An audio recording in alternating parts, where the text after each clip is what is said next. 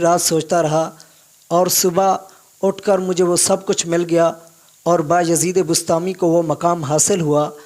حضرت جنید بغدادی جیسے اکابر بھی پکار اٹھے کہ ہماری جماعت میں حضرت بایزید بسطامی علیہ رحمہ ایسے ہیں جیسے فرشتوں کی جماعت میں حضرت جبریل امین ہیں، اور دیگر سالکین کے میدان کی انتہا ہوتی ہے اور بایزید کے میدان کی ابتدا ہوتی ہے۔ سبحان اللہ، کیا کہنا کیا کہنا۔